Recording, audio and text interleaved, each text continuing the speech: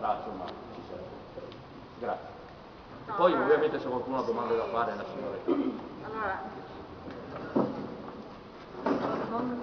non ho il solito smalto, diciamo così, infatti ho chiamato ieri Fabrizio per dirgli è il caso che io venga, che non venga, però insomma se 4 chiacchiere le faccio volentieri, fermo restando che insomma il momento è un po' difficile. Intanto grazie di avermi invitato perché questa mostra è molto bella, quindi sono contenta di aver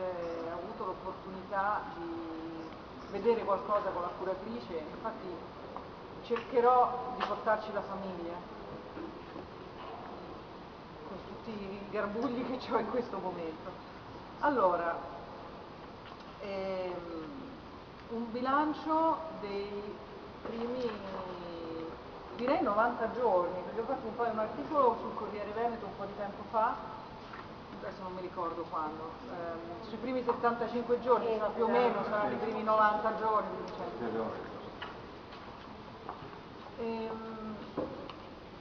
Allora, direi che le parole chiave di questi primi 100 giorni di esperienza sono, vabbè, la parola chiave principale è smarrimento, perché io mi sono trovata catapultata in un mondo che non conosco e che è molto molto molto complicato e quindi da persona che si basa sui fatti e cerca di intraprendere dei percorsi una volta che ha capito le cose come stanno, diciamo che ho passato molto del mio tempo a osservare e a cercare di capire determinate cose, perché lanciarsi in delle iniziative